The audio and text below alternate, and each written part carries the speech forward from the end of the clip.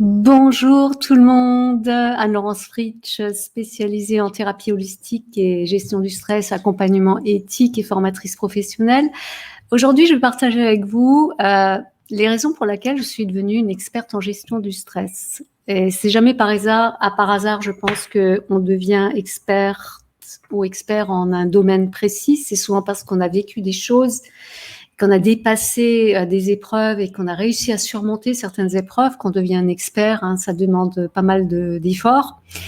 Et en fait, aujourd'hui, j'aimerais vous parler d'une maladie que j'ai eue quand j'étais jeune, qui était liée au stress. Donc, puisque le sujet c'est le stress, hein, notamment dans ce groupe Facebook, c'est le stress et comment gérer son stress et comment agir pour gérer son stress et s'en sortir. Eh bien, je vais essayer d'être aussi courte que possible parce que quand je commence à raconter mon histoire, je vais un peu trop dans les détails. Donc, je vais essayer d'être aussi globale que possible.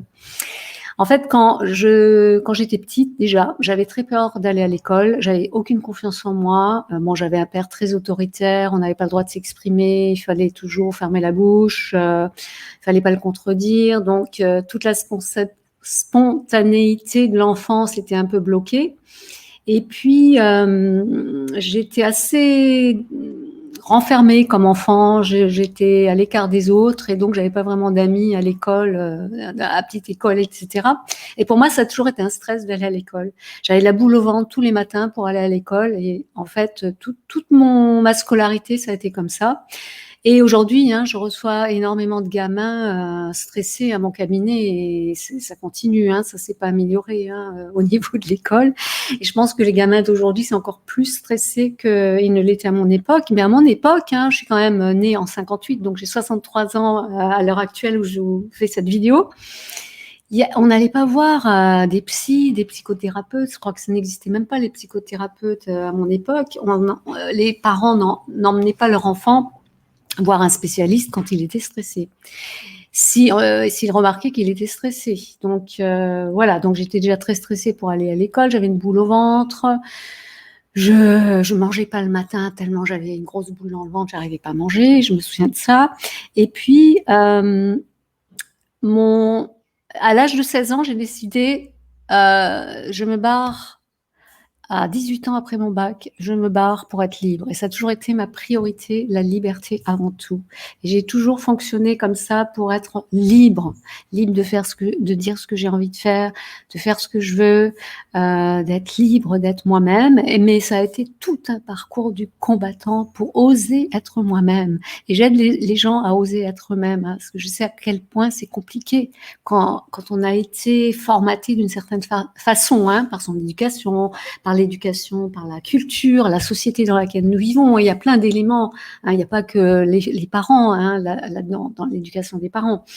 Et donc, je ne sais pas comment j'ai eu mon bac, franchement, parce que moi, j'avais aucune confiance en moi. Je pensais jamais que je réussirais mon bac.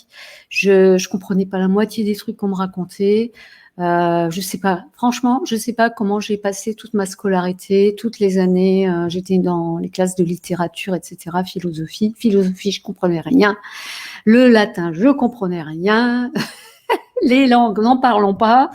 Et la seule chose qui m'intéressait, c'est la géographie et l'histoire, en fait. Hein. Et puis parce qu'on avait un prof qui rentrait dans l'histoire, qui nous faisait expérimenter les choses. Hein, et comme beaucoup d'enfants, hein, 50% de la population est kinesthésique, hein, de mode préférentiel sensoriel. Ils ont besoin d'expérimenter les choses pour les comprendre, pour les intégrer. Et moi, je suis comme ça. Je peux pas apprendre si je n'expérimente pas. Et donc, ce prof d'histoire géo, eh ben, il m'avait donné le goût parce qu'il avait une façon d'enseigner qui me convenait totalement et qui captait mon attention. Bref, toujours est-il que quand j'ai eu mon bac, eh ben, je suis partie, j'ai quitté ma famille et je suis allée en Angleterre, en Europe, puis après je suis allée m'installer en Australie. Et en Australie, j'ai découvert un autre monde. En Australie, alors j'étais encore coincée hein, pendant longtemps, j'osais pas m'exprimer. À Londres, j'ai pas dit un mot pendant un an hein, où j'ai vécu là-bas. Mais j'ai intégré, écouté. Et un jour, j'ai sorti des mots et ça venait tout seul en anglais. Au bout d'un moment, comme quoi l'inconscient avait enregistré la langue pendant toute cette année où j'avais vécu dans la région londonnaise et puis aussi en Europe, accompagnée d'anglo-saxons.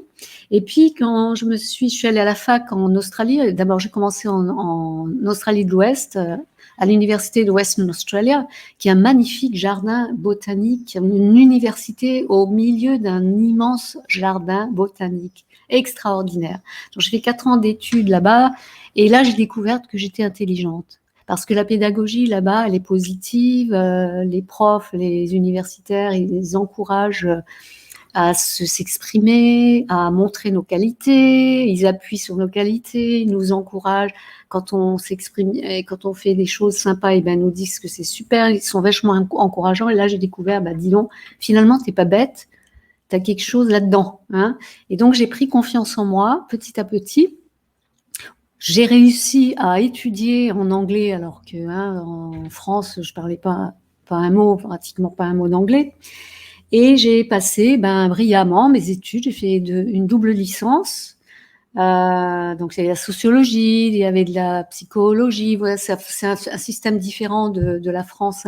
Là-bas, on fait 9 unités. J'ai fait 9 unités. J'ai eu une double licence donc en langue étrangère, il y avait de la psychologie dedans, il y avait aussi de la sophrologie, pas de la sophrologie, qu'est-ce que je raconte, de la sociologie et de l'anthropologie.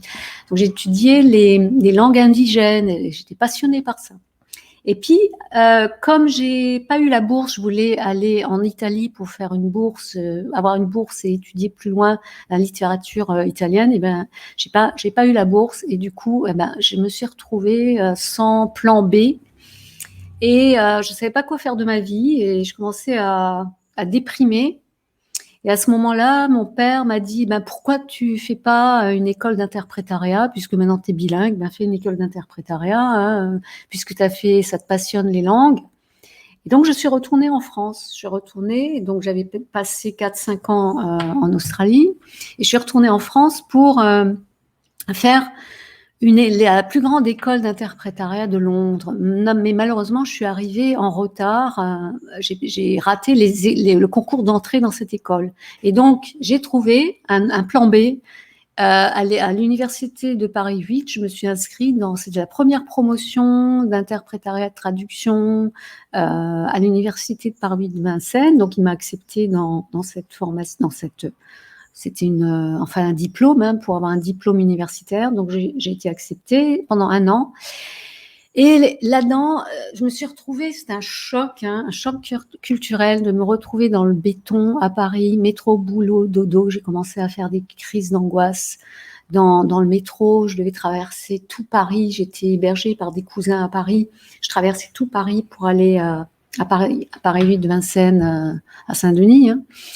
Et les gens étaient pas sympas. Moi, j'avais pris l'habitude d'être vachement ouverte, comme les Australiens, de parler aux gens. Et là, quand on parle aux gens, à Paris, on te regarde, l'air de dire mais ça va pas là, qu'est-ce qu'elle me veut celle-là. Et puis après, bien sûr, j'ai sympathisé avec des gens dans le cours. Bien sûr, j'ai sympathisé avec 3 personnes, 2 étrangers, un Anglais, une Américaine et une Française qui avait vécu au Brésil pendant plusieurs années. Donc, on est devenu un petit groupe très sympathique. Mais j'étais quand même angoissée, très angoissée. J'avais la pression de la réussite. Il fallait que je réussisse. J'avais pas le droit de rater mon année avec mon père, qui avait payé tout ça. Il m'avait payé l'avion, m'avait payé les études, la chambre où je logeais, etc. Parce que après, j'ai trouvé une petite chambre. Et j'avais beaucoup de pression et comme je me sentais pas, je sentais pas confiante, j'ai perdu confiance en moi, en mes capacités intellectuelles et j'arrivais même plus je perdais mes moyens, j'étais tellement stressée et j'ai commencé à prendre des anxiolytiques. Ce qui n'a pas arrangé l'affaire. Je suis devenue addict aux anxiolytiques, qui ne servaient absolument à rien d'ailleurs. Et j'ai fini par faire un ulcère du duodénum. Donc c'est à la sortie de l'estomac, le duodénum, et j'avais des spasmes, je vomissais sans arrêt, j'étais dans un état, je ne pouvais plus rien manger, je ne pouvais plus rien avaler, dès que j'avalais un truc, j'avais des spasmes horribles, ça a duré plusieurs mois, et finalement, Bon, j'ai réussi mon diplôme, hein, j'ai fait un stage au Conseil de l'Europe et tout ça, j'ai réussi tout ça, mais dans un état, je vous dis pas. Et après, je dis non, c'est pas fait pour moi cette vie-là. Je ne peux pas vivre ici. Donc j'ai décidé de retourner en Australie et j'ai guéri. Je suis retournée en Australie et j'ai guéri. Terminé. Une fois arrivée là-bas, je suis allée m'installer à Sydney. J'ai fait d'autres études. Et du jour au lendemain, j'ai plus eu mal à l'estomac, j'étais de nouveau dans mon élément, je me sentais bien, j'avais pas besoin je pouvais être moi-même, je pouvais être naturelle, je pouvais me permettre de faire des fautes, de dire des conneries, de dire ce que j'ai envie de dire. J'étais de nouveau libre. Et c'est incroyable, hein, mais bien sûr, hein, c'était vraiment une accumulation de plusieurs années de stress. Pendant des années, j'étais dans un état de stress et j'ai jamais mis en place des techniques de gestion du stress. À l'époque, on nous apprenait pas la sophrologie et toutes ces techniques extraordinaires, la méditation, etc. On n'en parlait même pas. Donc, on prenait des médicaments et puis même comme moi, je suis pas très médicament, hein, c'était vraiment parce que j'étais dans un tel état, j'ai eu recours à ces anxiolytiques. Bref, pour vous raconter cette histoire où ça, c'était ma première maladie qui a quand même duré. J'en ai souffert pendant toute une année quand même de cet ulcère qui a duré après, enfin pendant tout le temps où j'étais à Paris. Et quand je suis allée voir un acupuncteur, c'était trop tard parce que j'avais laissé le truc s'installer et il aurait fallu que j'aille le voir tout de suite. Mais bref, quand je suis retournée en Australie, ça s'est terminé. Plus jamais j'en ai entendu parler de cet ulcère. J'avais plus du tout mal au ventre, comme quoi maladie psychosomatique. Mais enfin, quand même, avec des lésions dans le duodénum. Mais ça s'est cicatrisé, tout s'est cicatrisé. Et voilà, ça c'est pour la première histoire. Donc pour résumer tout ça, le stress, il peut, comme j'en avais déjà parlé dans une autre vidéo, eh bien, on sait maintenant statistiquement que 85% des maladies sont générées par le stress ou aggravées par le stress. Et dans ce cas-là, c'était lié au stress, c'était généré par le stress, une accumulation du stress à long terme, où je n'ai jamais mis en place des choses pour gérer ce stress. Et à l'époque, c'est parce que j'étais absolument ignorante de toutes ces choses. Maintenant, je le saurais, je le sais. C'est pas par hasard que je suis devenue experte dans ce domaine. Mais j'ai mis beaucoup, beaucoup de temps à mettre en place des techniques de gestion du stress. Et je vous raconterai dans une autre vidéo la deuxième histoire d'une autre maladie que j'ai développée plus récemment, il y a 10 ans, 12 ans de ça, justement parce que je ne faisais toujours pas des choses régulières pour gérer mon stress au quotidien, même si je connaissais les techniques, je ne les appliquais pas au quotidien. Donc ça sera pour une autre histoire. Donc n'hésitez pas à mettre des commentaires, à dire ce que vous pensez de tout ça. Et vous, qu'est-ce que vous avez vécu? Est-ce que vous avez eu déjà une maladie liée au stress, en sachant que 85% des maladies sont liées au stress ou générées ou aggravées par le stress. C'est donc intéressant de le savoir. Et je vous rappelle, j'en profite pour vous rappeler que nous avons un atelier, l'atelier gestion du stress avec Valérie Miara le 18 mars, un atelier de gestion du stress sur Zoom où Valérie Miara, qui est psychologue du travail, et moi-même allons vous donner des clés, des conseils et des techniques très efficaces de gestion du stress au travail et au quotidien. Donc ne nous loupez pas cet atelier, c'est gratuit. Ça se passe donc le 18 mars. C'est à 21h heure de La Réunion et 18h heure de Paris. Je vous invite également à me rejoindre sur mon groupe Facebook, si je l'ai là. Je ne sais pas si je l'ai mis. Voilà, non, je ne l'ai pas mis, mais mon groupe, vous savez, vous êtes dans le groupe. Donc, je vous mettrai le lien vers la salle Zoom la veille et le jour de l'atelier pour que vous n'oubliez pas. Mettez-le dans vos agendas dès maintenant pour ne pas oublier ce rendez-vous. Ça serait dommage de louper ça. Ça sera très intéressant, ça va être sympa, ça va être interactif. Et je vous invite toutes et tous à venir nous rejoindre dans cet atelier. Je vous dis à très bientôt.